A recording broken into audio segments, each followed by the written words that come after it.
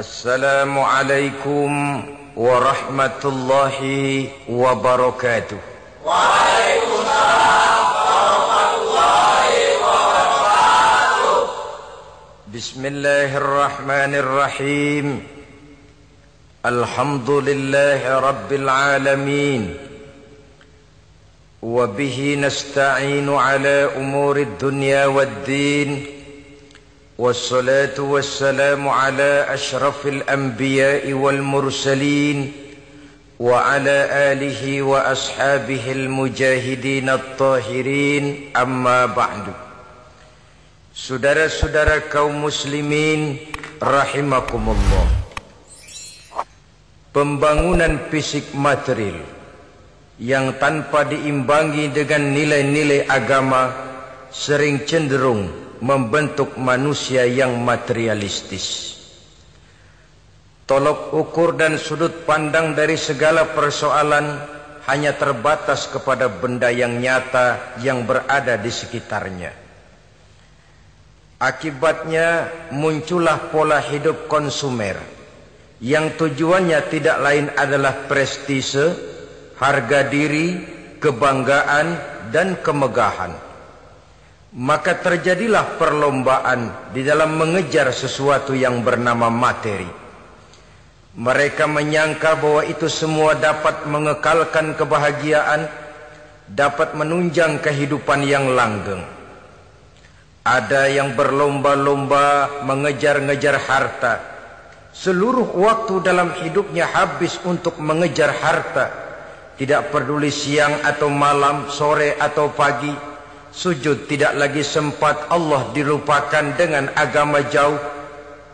Ada yang berlomba mengejar-ngejar pangkat, jabatan dan kedudukan. Tidak peduli menjilat ke atas, menginjak ke bawah atau menyikut kiri dan kanan. Bahkan teman pun jadi lawan, lawan pun jadi teman. Bukan soal, yang penting pangkat terkejar. Ada yang berlomba memperbanyak kendaraan. Sejak dari jet pribadi, pesawat kapal pesiar, sampai kepada mobil-mobil mutakhir. Ada yang berlomba memperbagus rumahnya. Ada yang berlomba memperbanyak istri dan anak-anaknya. Seluruhnya tenggelam di dalam perlombaan yang menurut ukuran mereka akan mendatangkan prestise, kemegahan, dan kebanggaan. Allah subhanahu wa ta'ala menegur, memberikan peringatan dalam surah yang pendek, yaitu surah At-Takatsur.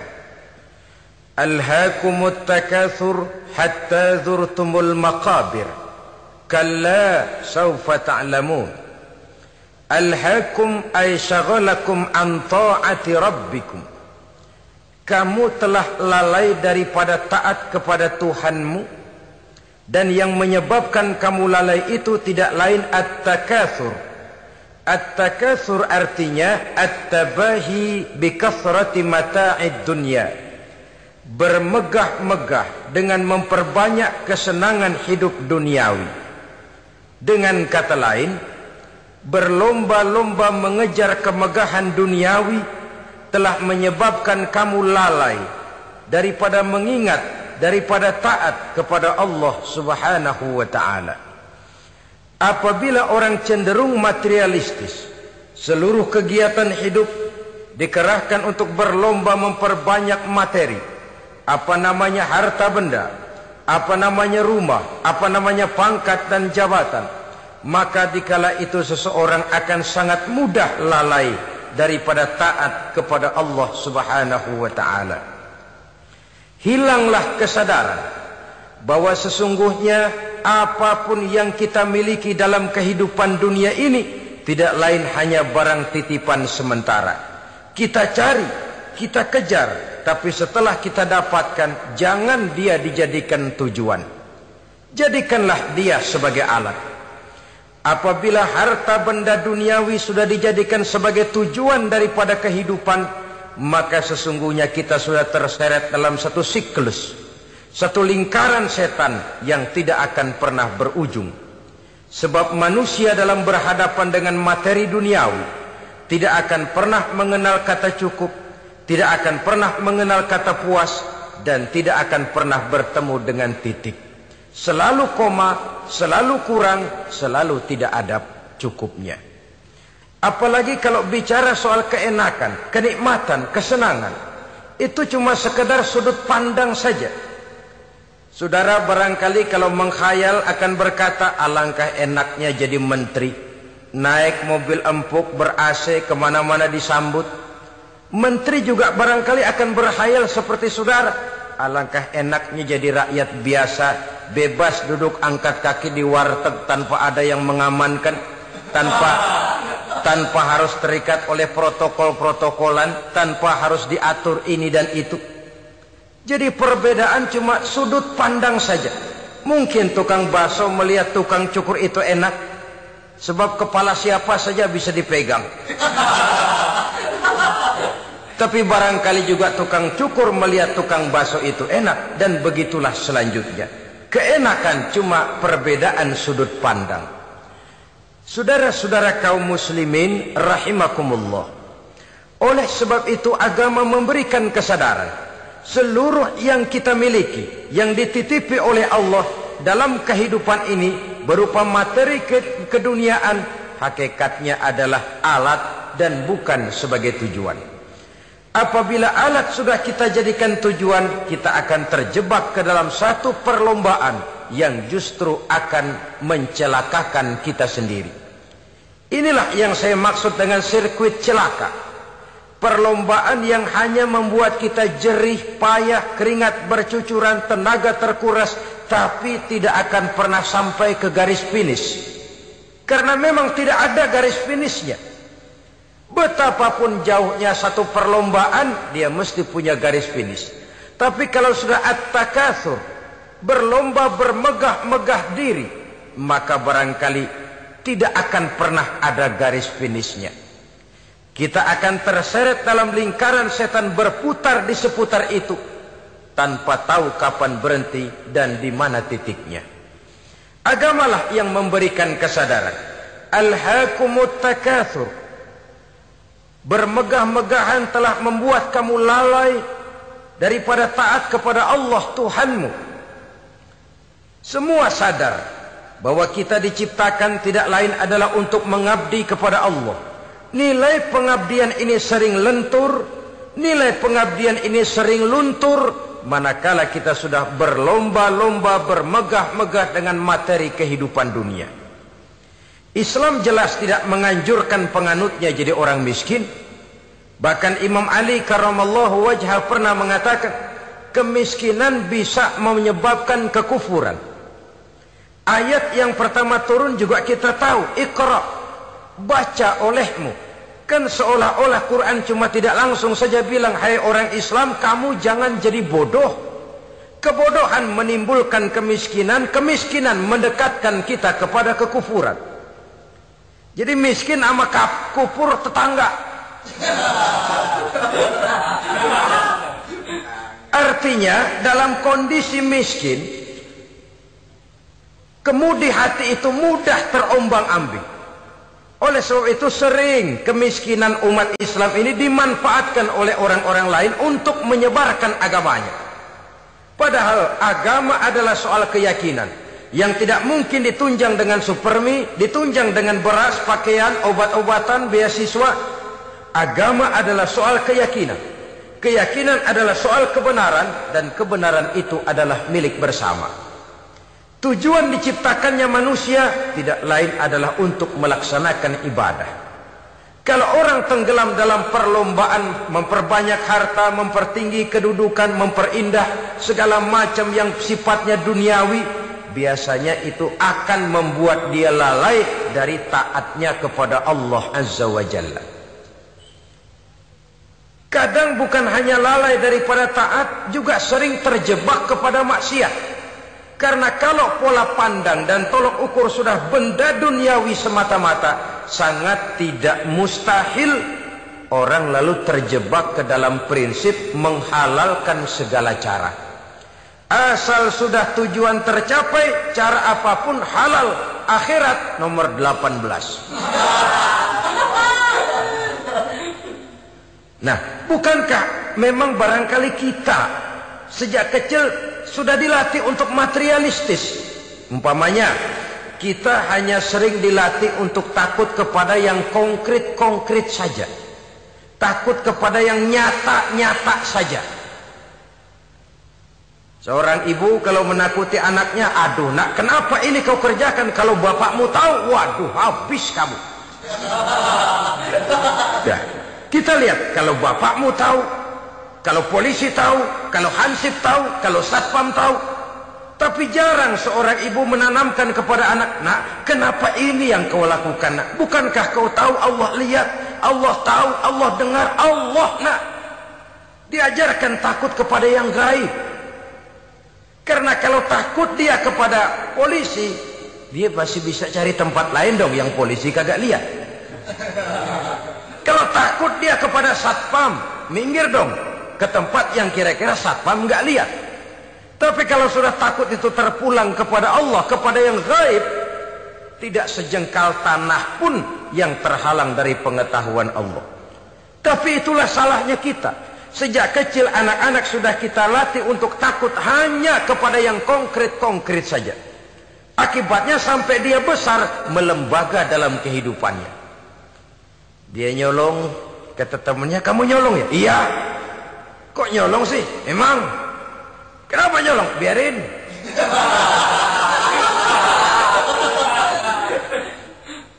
Kamu kan tahu Allah lihat? Tahu. Kenapa nyolong juga? Biarin. Asal orang jangan lihat. Kalau Allah mah lihat, dia kagak ribut. Allah enggak ribut katanya. Nah, ini kan satu refleksi yang timbul daripada kenyataan. Jikalau orang hanya dijejali rasa takut kepada yang konkret-konkret saja, kepada yang zahir-zahir saja, yang akan tumbuh lalu mental kucing. Sopan, tenang, kalem, ayem, nggelenggem. Kalau ada orang, sedikit orang meleng, kucing kelihatan watak aslinya. Saudara-saudara kaum muslimin rahimakumullah. Oleh sebab itulah maka agama lewat surah yang kita bicarakan pada pertemuan ini memberikan peringatan. Kala, jangan begitu dong. Kamu boleh mencari dunia, silahkan cari harta yang banyak, cari pangkat yang tinggi, tapi jangan itu membuat kamu lalai daripada taat terhadap Allah Subhanahu wa ta'ala. Jangan karena keinginan mendapat harta yang sebanyak-banyaknya lalu melakukan segala macam cara asal tujuan tercapai. Itu sudah membuat kita lalai. Jangan karena ingin mengejar kedudukan yang tinggi lalu jilat atas injak bawah, nggak mempan jilat, dukun dipakai.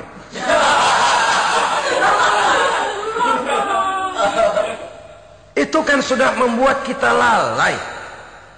Nanti kalau berhasil, wah, dukun kita paten.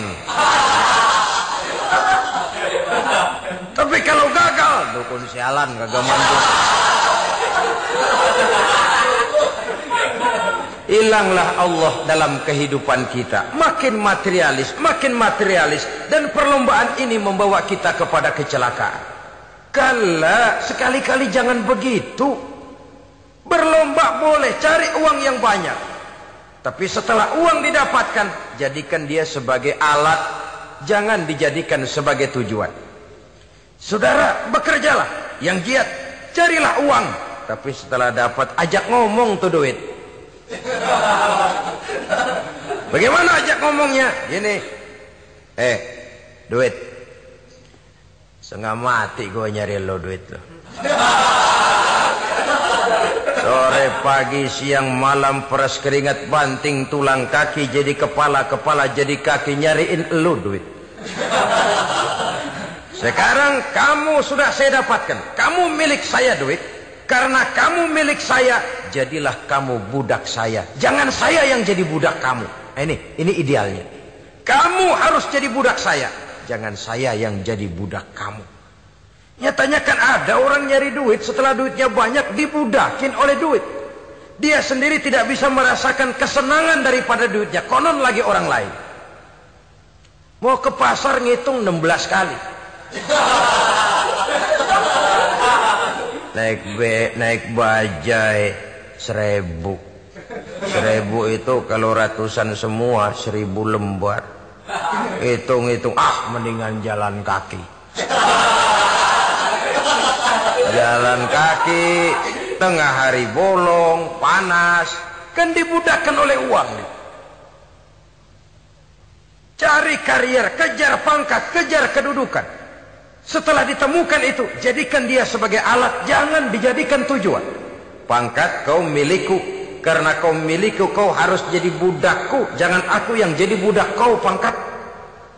Suatu saat dia harus lepas dari kita, jiwa ini lapang. Kenapa? Dahulu pun ketika lahir ke dunia tidak ada pangkat yang kita sandang.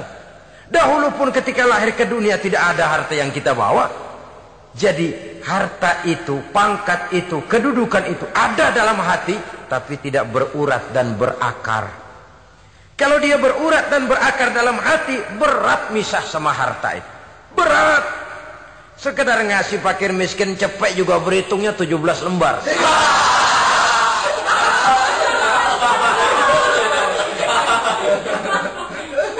Dengar di kantornya mau ada mutasi, pindah dia dari tempat basah ke tempat kering, baru berita burung udah meriang duluan. Ini nanti bagaimana, itu nanti bagaimana, ini nanti bagaimana. Kan tidak jarang orang yang kena apa istilah kerennya zaman sekarang itu post power syndrome. Post power syndrome ini pernah dianalisa oleh Nabi, kata beliau, irhamu salasatan minan nas. Sayangilah 3 macam manusia. Siapa mereka? Pertama, azizan zalla. Orang terhormat yang jatuh hina. Ini yang sering terkena post power syndrome. Biasa kemana-mana dikawal, dihormati, datang ke tempat ini protokol siap, ini serba diatur semua, serba beres. Begitu jabatan selesai atau pensiun, habis orang gak indah-indah.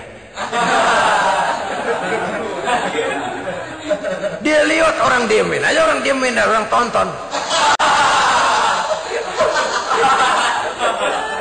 Ini kalau nggak kuat mentalnya, itu kena post power syndrome. Akibatnya ya bisa jantungan, bisa leper, bisa darah tinggi. Ya penyakit-penyakit yang zaman dulu kita nggak kenal. Ini kan makin banyak dokter, makin maju ilmu kedokteran, makin aneh penyakit. Saudara hadirin yang saya hormati, post power syndrome kena apa yang dinamakan frozen emotional attitude.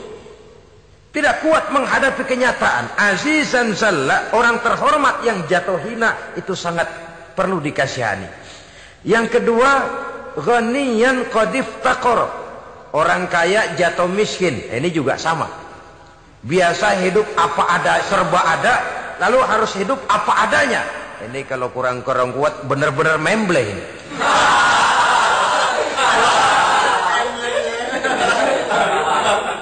Kalau tidak kuat mentalnya, biasa hidup serba enak, serba nikmat, cuma kerjanya neken cek, main apa itu kredit card, macam-macam fasilitas dipunyai. Tahu-tahu jatuh bangkrut, jatuh miskin. Kalau tidak fondasi agamanya kuat, bisa gantung diri, bisa bunuh diri, bisa frustasi, bisa terkena psikosomatik, tekanan jiwa mempengaruhi faktor biologis. Timbullah tekanan, terjadilah penyakit aneh-aneh. Al-Ghaniyan qad iftaqara, orang kaya jatuh miskin, itu perlu dikasihani. Yang ketiga, wa faqihan yal'abu bihil juhal, ahli fikih tapi dipermainkan oleh orang-orang bodoh. Hanya kebetulan orang bodoh itu punya kekuasaan. Hukum bisa dipesan.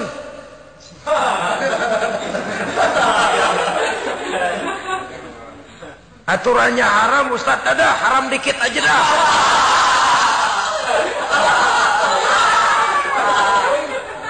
Sibuklah tuan fakih ini, ahli fikih ini mencari dalil kebet sana kebet sini supaya yang tadinya haram benar bisa jadi haram sedikit. Padahal yang minta ini orang bodoh, tidak ngerti agama. Cuma karena punya kekuasaan dipermainkan oleh orang yang fakih. Orang yang fakih ini dipermainkan. Kasihan orang yang seperti itu. Wa faqihan yal'abu bihil juhal, ahli fikih tapi dipermainkan oleh orang-orang bodoh.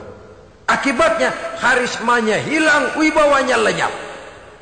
Dia menyangka bahwa dengan mengharam-haram sedikit-sedikit itu dia bisa mendapat keuntungan yang berganda-ganda.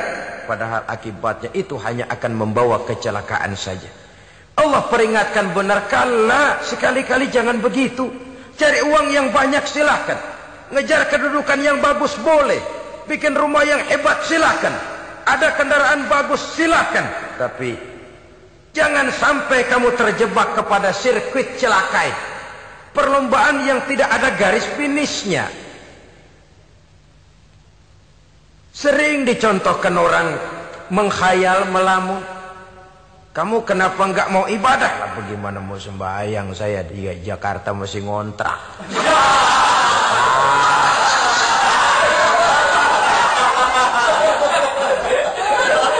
Bingung, tiap akhir tahun kontrakan habis. Kalau punya rumah sendiri walaupun kecil-kecilan, tenanglah saya ibadah. Baiklah, oleh Allah diberikan rezeki, bisa bikin rumah walaupun kecil-kecilan. Sudah punya rumah sendiri, belum juga ibadah, apalagi mulur lagi. Habis bagaimana mau sembahyang, rumah kecil banget. Pinggir kali, asal hujan bocor ya.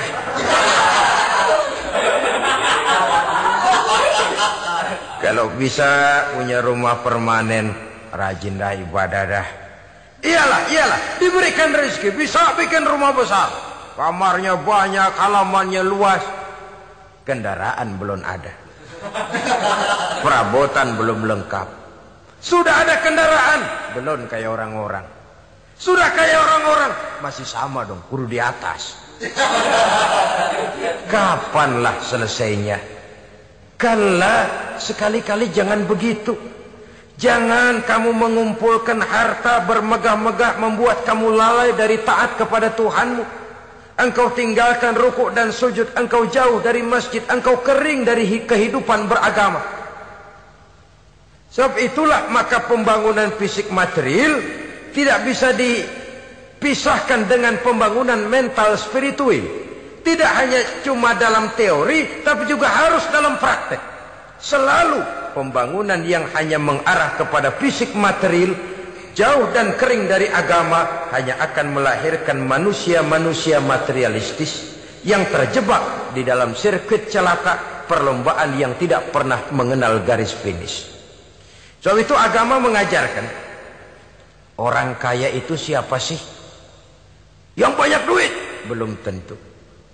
Yang kebunnya di mana-mana ngebelatak? Belum tentu. Yang pabriknya selebar-lebar? Belum tentu. Yang punya segala macam peternakan, dari peternakan gajah sampai peternakan kutu?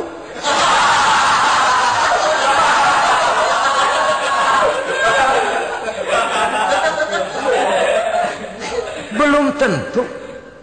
Agama memberikan tuntunan yang sangat luhur. Orang kaya itu adalah orang yang hidupnya cukup. Orang miskin itu orang yang selalu merasa kurang. Bagaimanapun banyak duit saudara miliki, kalau masih merasa kurang, masih miskin saudara. Saya punya uang 1.000 rupiah. Anda punya uang 1 juta rupiah. Mungkin saya lebih kaya dengan uang yang 1.000 ketimbang Anda 1 juta. Kenapa? Dalam tangan saya uang 1.000 besar, artinya sesuai dengan kebutuhan saya. Tapi di tangan Anda uang 1 juta, kebutuhan Anda lebih besar daripada itu lagi. Maka agama mengajarkan sifat qanaah, merasa cukup, dan itulah sumber kekayaan yang hakiki. Orang kaya adalah orang yang hidupnya cukup.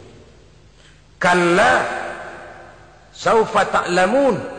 Jangan begitu, nanti kamu akan tahu. Summa kalla saufa ta'lamun. Jangan sekali-kali begitu, suatu saat kamu pasti akan tahu. Kalla law ta'lamuna ilmal yaqin, thumma latarawunnaha 'ainal yaqin, thumma latus'alunna yawma idzin 'anin na'im. Nah, kapan perlombaan ini akan menyadarkan orang biasanya? Hatta zurtumul maqabir. sampai kamu dekat ke liang kubur. Itu biasanya kalau istilah orang sekarang baru ngeh. Asal sudah napas sampai tenggorokan disambung dengan selang, sudah Senin Kemis dibantu dengan alat picu jantung, gerak gerak gerak gerak, sudah kayak orang mau gergaji kayu. Dikala itu barulah sadar orang biasanya. Dan kesadaran semacam itu kesadaran yang terlambat, kesadaran ala Fir'aun. Fir'aun selagi hidup diajak beriman dan nehi aja.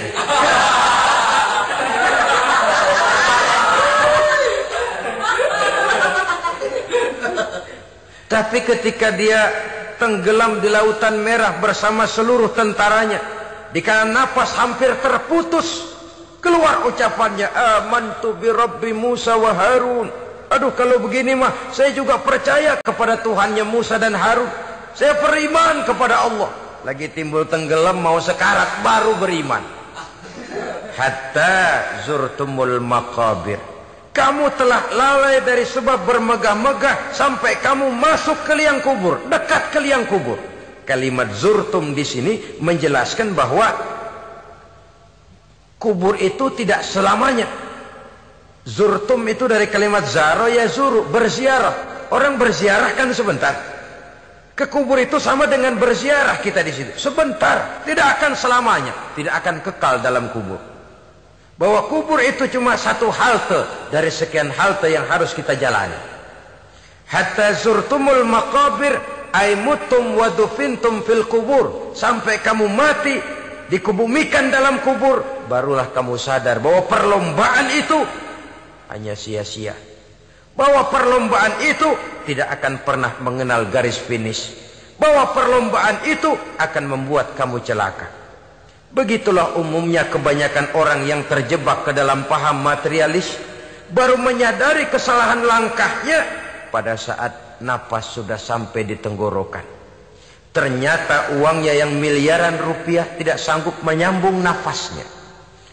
Ternyata kendaraan yang serba mewah berkilat tidak sanggup meneruskan kehidupannya. Ternyata pangkat jabatannya yang tinggi yang membuat dia menyebabkan temannya jadi lawan, lawannya jadi teman, tidak akan sanggup menghentikan sang malaikat maut. Kalau keadaan sudah begitu, baru sadarlah kita terlambat. Karena saat seperti itu akan dihadapi oleh setiap orang. Kala, jangan begitu. Sadarlah kamu bahwa kalau sudah dekat ke liang kubur kamu baru insaf, itu terlambat. Sebelum nafas sampai di tenggorokan, pintu taubat masih selalu terbuka. Tapi manakala nafas sudah sampai di tenggorokan, tertutuplah pintu taubat untuk orang yang bersangkutan. Oleh sebab itu, perlombaan dengan bermegah-megah terhadap materi duniawi, tolok ukur dan pandangan hidup yang terbatas kepada wujud benda semata-mata, memang sering menyebabkan orang lalai, sering menyebabkan orang lupa diri, tidak sadar tentang hakikat yang terpenting dari kehidupan ini, yaitu tentang dari mana dia datang, di mana dia sekarang, dan kemana dia akan pulang. Sungguh, ilmu pengetahuan tidak akan pernah mampu menjawab persoalan ini. Sungguh, filsafat juga tidak berdaya menghadapi pertanyaan seperti ini. Hanya agama yang mampu memberikan kepastian batin tentang hakikat dari mana kita datang, di mana kita sekarang, dan kemana kita akan pulang. Makin kita renungi pertanyaan ini, makin kita menemukan diri sendiri. Dan makin kita menemukan mengenal diri sendiri, kita akan semakin mengenal Allah Subhanahu wa ta'ala. Semakin kita mengenal Allah, maka akan semakin terpanggil kita untuk dekat dengannya, mentaati segala perintahnya, dan berupaya menjauhi segala yang dilarangnya. Dengan demikian selamatlah kita dari satu perlombaan yang hanya akan menyeret kita kepada menghalalkan segala cara, jauh dari agama, jauh dari Allah, bahkan jauh dari sesama manusia. Karena umumnya perlombaan seperti ini akan cenderung melahirkan manusia yang egois. Muslimin rahimakumullah. Lebih jauh mari kita mengikuti peringatan Allah dalam surah Al-Munafiqun ayat 9. Di sini Allah Subhanahu wa taala mengingatkan, A'udzu billahi minasy syaithanir rajim. Ya ayyuhalladzina amanu la tulhikum amwalukum wala auladukum an dzikrillah wa may yaf'al dzalika fa ulaika humul khasirun. Hai orang-orang yang beriman, jangan sampai hartamu dan anak-anakmu melalaikan kamu daripada mengingat Allah. Wa may yaf'al dzalik, barang siapa yang melakukan hal seperti itu, fa ulaika humul khasirun, maka merekalah sesungguhnya orang-orang yang merugi. Rugi dunia, rugi akhirat. Disebutkan di sini dua hal yang sering menyebabkan kita jadi lalai. Amwal dan aulad. Harta dan anak-anak. Materi dan keluarga. Perlombaan di dalam mengumpulkan materi sering menyebabkan kita menjadi lalai. Begitu juga amanah berupa anak ini sering kita lalaikan atau sering membuat juga kita menjadi lalai. Kita lalaikan dalam arti bahwa keduanya, baik harta baik anak, merupakan amanah dari Allah. Setiap orang tua akan dimintakan pertanggungan jawab. Apabila kita lalaikan amanah ini, maka resikonya akan kembali juga kepada kita. Tapi satu hal yang jelas dalam ayat 9 surah Al-Munafiqun ini, bahwa perlombaan memperbanyak harta dan anak-anak yang masuk dalam kelompok at-takatsur itu tadi akan menyebabkan orang khasiru, termasuk ke dalam kelompok orang-orang yang rugi. Perlombaan yang hanya akan membawa kerugian semata-mata. Kemudian di dalam satu hadis Rasulullah sallallahu alaihi wasallam memberikan peringatan. Beliau bersabda, "Iza azzamat ummati dinaran wa dirhaman, nuzi'at minha haibatul Islam, wa iza tasabat ummati saqatat min ainillah." Wa iza turikatil amru bil ma'rufi wan nahyu 'anil munkari hurimat 'alaihim barakatul wahyi. Ada tiga hal yang kalau kita kerjakan akan menimbulkan tiga macam akibat di dalam hadis ini. Pertama, iza azzamat ummati dinaran wa dirhaman. Apabila umatku sudah mengagung-agungkan dinar dan dirham. Artinya kalau umatku sudah jatuh menjadi umat yang materialistis, segalanya diukur dari dinar dan dirham. Dinar dan dirham ini kalau bahasa Inggrisnya dokat.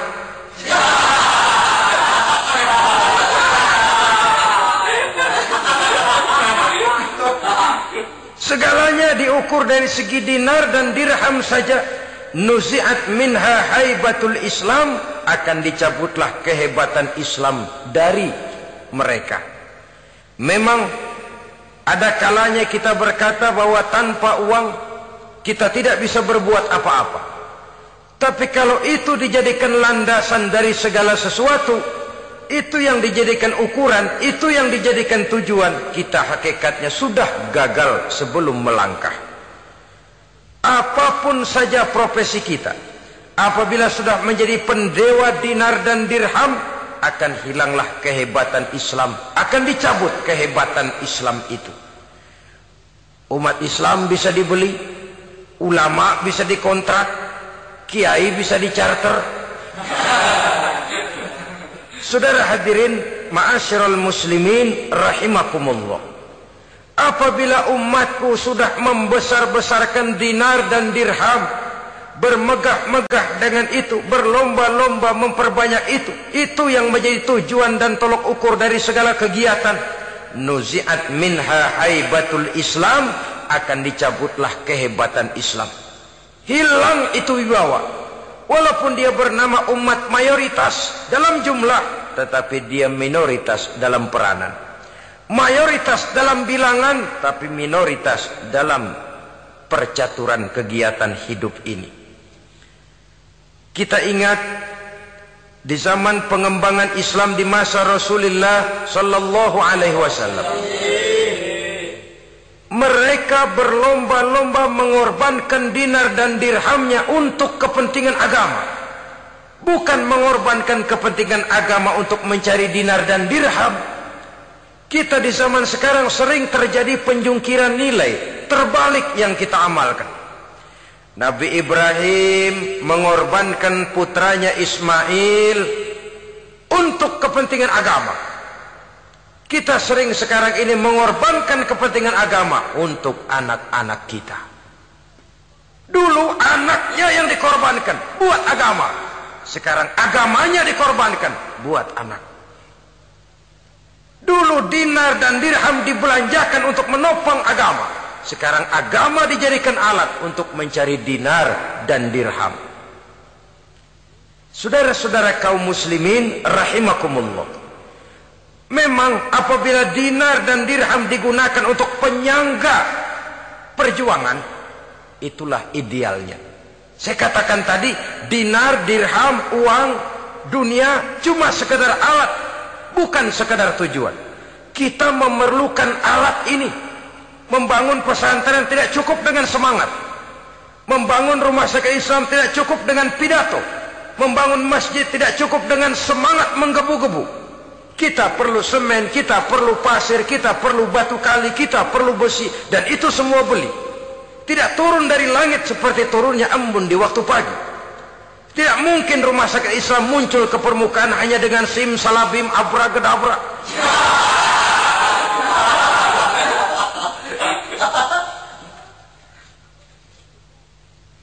Oleh sebab itu, saya bersyukur kecenderungan belakangan ini pengajian-pengajian akbar di berbagai tempat tidak hanya sebagai ajang untuk menanamkan akidah, membina ukhuwah, tapi juga menjadi sarana di mana kita mengumpulkan dana, menghimpun potensi umat, menginventarisir potensi untuk kepentingan pengembangan daripada agama. Meskipun ada satu dua orang yang salah paham tentang ini, sampai kemudian saya mendapat satu merek yang cukup tidak enak untuk didengar, mengkomersilkan pengajian katanya. Karena memang ada pengajian yang menggunakan sistem karcis, sebenarnya juga tidak etis. Undangan berikut infak, yang seluruh hasilnya digunakan buat kepentingan agama. Apakah itu rumah sakit, apakah itu madrasah, apakah itu masjid. Dan satu sen pun saya tidak menuntut bagian dari itu. Saya malah berprinsip sepanjang saya masih laku untuk dijual dan itu memang buat kepentingan agama, persilahkan jual saja. Asal buat masjid, pesantren, madrasah, rumah sakit Islam, kegiatan syiar dan dakwah, silakan. Tapi kalau sudah dijual buat kepentingan pribadi, memperkaya diri sendiri, tentunya dunia akhirat sulit untuk ridho kepada tingkah laku yang semacam itu. Kita memerlukan dana. Umat di daerah membangun memerlukan dana. Dan dana itu tidak hanya datang begitu saja. Kita bersyukur bahwa untuk menghadiri pengajian sekarang ini orang mau mengeluarkan uang, mau memberikan infak dengan ikhlas, tidak dengan keterpaksaan. Kenapa tidak? Sehingga ini lalu diinventarisir untuk kepentingan pembangunan agama. Ratusan juta rupiah terkumpul dari pengajian-pengajian rutin ini, pengajian-pengajian akbar ini. Puluhan masjid terbantu, rumah sakit Islam terbantu, musola selesai. Ya walaupun tidak lalu semuanya beres, tapi gemaknya itu sudah cukup menyentuh untuk menyadarkan orang bahwa harta baru kekal kalau dia sudah dibelanjakan di jalan Allah. Nah, yang celaka kalau dinar dan dirham itu yang dijadikan tujuan. Mengadakan pengajian semata-mata untuk cari uang, uangnya buat kantongnya dewek.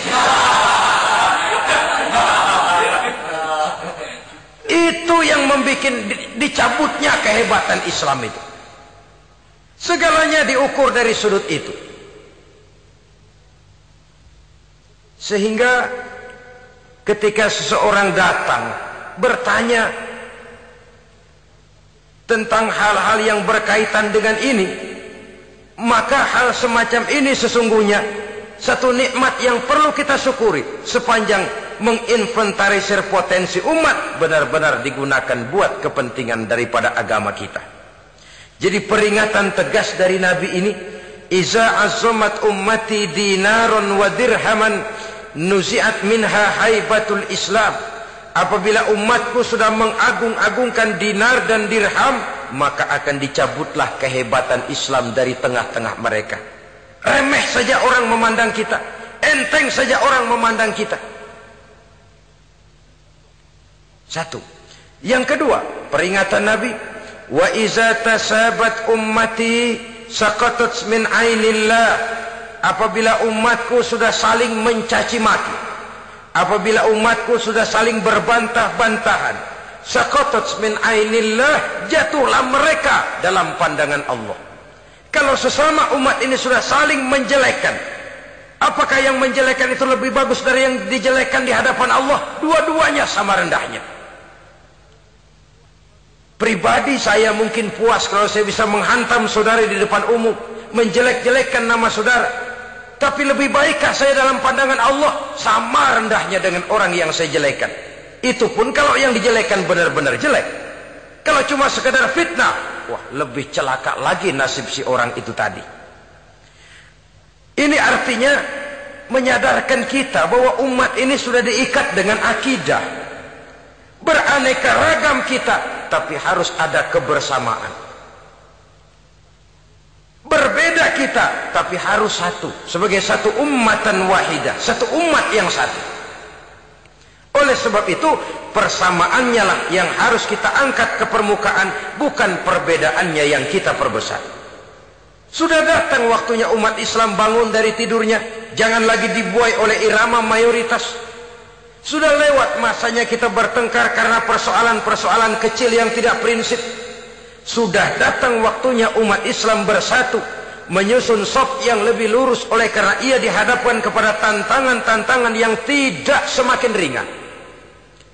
Kalau kita bertengkar dengan kita, kalau kita saling mencaci sesama kita, bukankah Yahudi tepuk tangan? Bukankah Nasrani menari-nari? Bukankah pihak ketiga akan menangguk di air keruh? Dan kerugian akan terpulang kepada kita semua. Tapi inilah realita, bahwa yang kita hadapi ini sesungguhnya musuh kita di luar kita, bukan di dalam kita. Apakah itu kemiskinan, kebodohan, maksiat, munkarat, ketidakadilan, kezaliman, kesewenang-wenangan, dan lain sebagainya. Yang musuh jadikan musuh, yang teman mari kita rangkul. Jangan terbalik, teman dimusuhi, musuh malah dirangkul. Maka berpesta poralah musuh-musuh Islam ini. Saudara-saudara kaum muslimin rahimakumullah, Nabi memperingatkan dengan tegas, wa iza tasabat ummati saqatat min ainillah. Jikalau umatku sudah saling mencaci maki, sudah saling berbantah-bantahan, jatuhlah mereka dalam pandangan Allah. Satu ayat menjelaskan, jangan sebagian kamu meremehkan, yaskhar, mengecilkan, menganggap enteng orang lain. Boleh jadi yang dihina, diremehkan, dianggap enteng itu nilainya lebih bagus daripada yang menganggap enteng. Dalam hakikat segala sesuatu itu cuma kembali kepada Allah. Di sanalah penilaian finalnya. Manusia hanya melihat yang zahir. Makin banyak harapan hidup ini kita gantungkan kepada manusia, makin banyak kita harus bersiap untuk kecewa. Saudara-saudara kaum muslimin rahimakumullah. Kemudian yang ketiga peringatan dari baginda Nabi, wa iza turikatil amru bil ma'rufi wan nahyu 'anil munkari hurimat 'alaihim barakatul wahyi. Apabila amar ma'ruf dan nahi munkar telah ditinggalkan, maka akan hilanglah keberkahan wahyu, akan hilanglah keberkahan Quran, akan sirnalah keberkahan agama. Amar ma'ruf dan nahi munkar ditinggalkan. Artinya di tengah masyarakat sudah tidak ada lagi yang menyerukan ini baik, ini tidak baik, ini halal, itu haram. Mari kita sholat, mari makmurkan taklim, santuni yatim piatu, makmurkan masjid. Seruan ke arah itu tidak lagi terdengar. Sementara tinggalkan judi, tinggalkan minuman keras, jauhi zina, seruan semacam itu pun tidak lagi terdengar. Maka hilanglah keberkahan wahyu itu. Karena amar ma'ruf dan nahi munkar merupakan bagian daripada ajaran agama kita. Menjadi sponsor dari segala macam kebajikan dan menjadi penghalang daripada segala macam kemunkaran sesuai dengan batas kemampuan yang kita miliki masing-masing. Nah, saya kembali kepada persoalan pokok di awal pembicaraan tadi. Bagaimana jalan keluarnya? Jalan keluarnya tidak lain adalah upaya. Bagaimana kegiatan yang sifatnya fisik material ini diimbangi dengan kegiatan yang bersifat mental spiritual. Upaya menghidupkan majelis-majelis taklim, upaya memakmurkan masjid-masjid sebagai laboratorium rohani untuk mewujudkan keseimbangan dalam pola pikir yang akan berlanjut dalam gerak hidup yang kemudian akan tertuang dalam segala perbuatan manusia. Apabila sudah terwujud kepincangan dalam pola pikir, akan pincanglah caranya bertindak dan berbuat, akan pincanglah pandangan hidupnya, akan pincanglah orientasinya di dalam kehidupan ini. Oleh karena itu, Islam dalam berbagai aspek kehidupan mengajarkan sistem keseimbangan. Mencari harta boleh, tapi tidak boleh keluar dalam kerangka fastabiqul khairat. Berlomba-lomba silakan, tapi untuk kebaikan. Bukan untuk bermegah-megah, bukan untuk menumbuhkan gengsi, bukan untuk meninggikan prestise dan harga diri, tapi fastabiqul khairat, berlomba-lomba di dalam mengejar kebajikan, di dalam menyebarkan kebaikan. Bukan sekedar berlomba-lomba, tapi tolong menolong, bantu membantu. Ta'awanu 'alal birri wat taqwa wa la ta'awanu 'alal ismi wal udwan. Bertolong-tolonganlah kamu di dalam kebaikan dan takwa. Jangan bertolong-tolongan di dalam perbuatan dosa dan permusuhan. Kerjasama di dalam kebaikan, kerjasama di dalam ketakwaan. Ada satu contoh yang menarik bahwa umat Islam di dalam ia menjalin kebersamaan itu harus seperti orang main sepak bola. Saudara lihat, orang main sepak bola, kalau pertandingan belum dimulai, silahkan kumpul di luar lapangan, atur strategi yang baik. Tapi kalau pertandingan sudah dimulai, turun ke lapangan hijau, jangan kumpul terus. Masa ada sepak bola gotong royong, groyok ke sana, groyok ke sini, ya kalah terus. Harus ada yang jadi penyerang tengah, kan begitu toh sepak bola. Harus ada yang jadi kiri luar, kanan dalam, striker, back, penjaga gawang. Yang penting kerjasama, teamwork, lalu mampu menciptakan operan-operan. Yang jadi back jangan ngiri sama yang jadi penyerang tengah. Jangan hasut, sebab bagaimanapun juga andai kata si penyerang tengah berhasil menjaringkan bola ke gawang lawan, kan kemenangan bukan kemenangan satu orang, kemenangan satu kesebelasan, kemenangan satu tim. Ini yang sering terjadi, back ngiri sama penjaga gawang,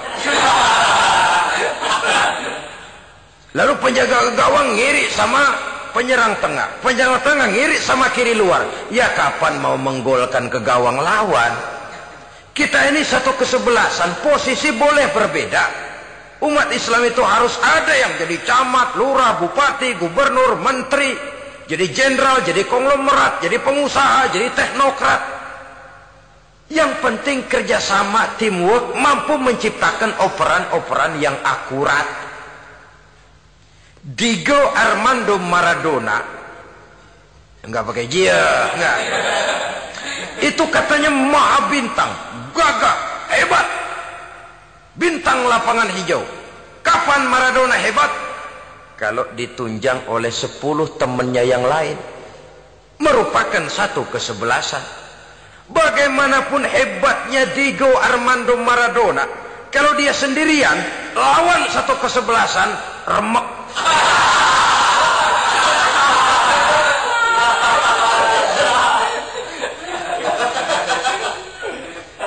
dia hebat, dia jenius, dia maha bintang karena dapat operan dari teman-temannya. Bukan jegalan, operan. Jadi oleh sebab itu bagaimana kita menciptakan operan-operan akurat yang akan melahirkan kebersamaan di tengah-tengah umat. Artinya satu contoh saja. Misalnya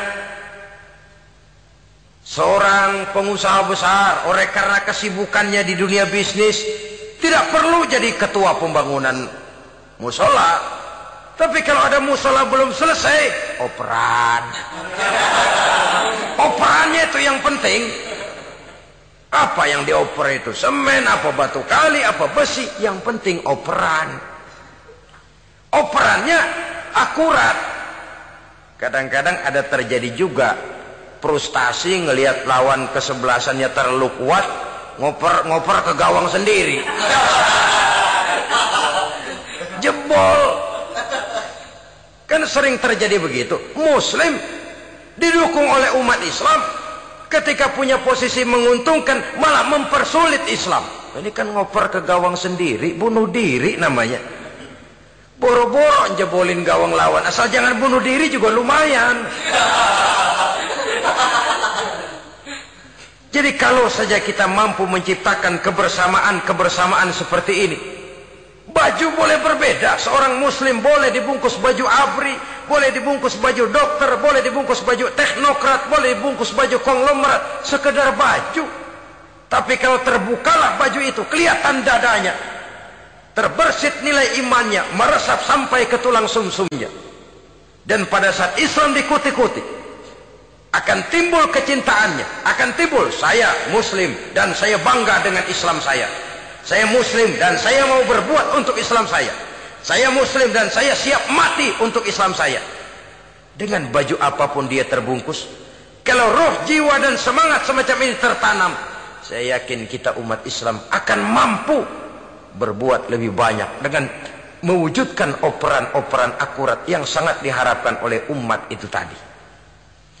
Oleh sebab itu, saudara-saudara kaum muslimin rahimakumullah, baju boleh berbeda, bendera boleh beraneka warna, tapi jikalau bernama muslim, persamaannya yang dicari, jangan perbedaannya yang diperbesar. Nilai persaudaraan yang diikat dengan akidah semacam inilah yang banyak dicari orang, yang banyak menyebabkan orang masuk Islam. Di mana masjid kelihatan benar sebagai simbol kehidupan demokrasi dalam menciptakan ukhuwah, wawasan ukhuwah ini. Masjid simbol demokrasi. Siapapun masuk masjid buka sepatu, demokrasi. Siapapun orangnya, tidak peduli merek apapun sepatunya. Apa itu keluaran Cibaduyut Bandung? Apa itu modelnya Belli Beltoni Itali? Tidak soal, masuk masjid buka. Jumatan, kopral datang lebih dulu depan, pral. Jenderal datang belakang saja, pral. Tidak ada fasilitas khusus dalam masjid karena di rumah Allah semua manusia sama. Si jenderal jangan lagi merasa jenderalnya, si pengusaha jangan lagi menonjolkan kebosannya. Masjid adalah simbol demokrasi daripada kehidupan umat. Sebab itu jangan terjebak kepada sektoral di dalam kita berbicara tentang ukhuwah ini. Kita boleh terbungkus dengan baju apapun, tapi kalau di balik baju itu tidak lain jiwa Islam yang mau berkorban, mau mengeluarkan harta, bahkan siap mati untuk Islamnya, maka kebersamaan itu akan mudah kita wujudkan. Tapi sepanjang kita berpecah belah, sepanjang kita centang perenang, maka tidak akan banyak yang bisa kita lakukan. Satu-satunya perlombaan yang bukan hanya dibolehkan tapi bahkan sangat dianjurkan oleh agama, yaitu fastabiqul khairat, berlomba-lombalah di dalam kebaikan, berlomba-lomba di dalam memakmurkan masjid, berlomba-lomba di dalam menghidupkan majelis-majelis ta'lim, berlomba di dalam menegakkan yang ma'ruf dan menghancurkan yang munkar, berlomba di dalam menyantuni yatim piatu. Tapi prakteknya kan kadang-kadang terbalik. Kalau sudah kumpul, yang diakur-akurin. Udah nambah kebun belum? Pabrik udah diperluas belum? Bisnis sudah sejauh mana? Belum pernah ada ketemu lalu kongko masjidnya udah digedein ya. Jarang yang ngomong begitu. Madrasahnya sudah bagaimana? Sejauh mana? Mesti yang enak itu ya nyocok-nyocokin. Bagaimana rumahmu sudah? Bagaimana kendaraanmu? Bagaimana pesawatmu? Bagaimana bukankah itu juga takasur? Dari obrolan kan nanti yang belum kan timbul panasnya. Gile dia udah beli gituan, gue belum. Timbul panasnya. Lalu berusaha, berlomba lagi, bersaing lagi, berlomba lagi, bersaing lagi. Walaupun persaingan perlu, karena tanpa persaingan orang jarang mikir. Hidup itu kalau nggak ada tantangan kan tidur kita. Orang hidup smooth gitu ya, jalan tenang, setenang ya nggak maju orang itu. Orang itu baru bisa mengalami kemajuan kalau dia sudah dihadapkan kepada tantangan, gemblengan, gojlogan, fitnahan, hinaan, caci maki. Persaingan itu perlu supaya orang mikir. Kalau mikir dia berbuat, kalau dia berbuat dia bisa maju. Tapi persaingan yang sehat, bukan persaingan yang lalu menimbulkan fitnah, menghancurkan nama baik orang lain, yang dilatar belakangi oleh sifat hasud, dendam, iri hati, lalu menghalalkan segala cara. Tidak, bukan itu. Persaingan yang sehat ini akan menjadi alat picu agar orang lalu berlomba di dalam kebaikan. Satu-satunya perlombaan yang bukan hanya boleh tapi bahkan sangat dianjurkan oleh agama, berfastabiqul khairat, berlomba-lomba di dalam berbuat kebaikan. Berlomba-lomba membangun masjid bukan berarti di sebelah masjid bangun masjid lagi, bukan. Kadang-kadang karena ada fastabiqul khairat, berlomba-lomba, nggak apa-apa dah. Di sebelah masjid bikin lagi masjid. Akhirnya azan perlombaan main kenceng-kencengan. Bukan itu yang diinginkan tentu, bukan itu. Bagaimana memakmurkan masjid, bagaimana memfungsikan masjid, bagaimana membina umat dan lain sebagainya. Jadi pembicaraan ke arah itu akan menimbulkan rangsangan untuk berlomba di dalam kebaikan. Kalau dia kok bisa menata masjidnya sampai makmur, jamaah senang datang ke sana, anak-anak muda betah di masjid, kenapa saya tidak? Apa konsepnya? Nah, ini kan berlomba, tapi berlomba dalam kebaikan. Kalau dia bisa menghimpun anak-anak muda lalu diarahkan kepada jalan yang positif, kenapa saya tidak bisa?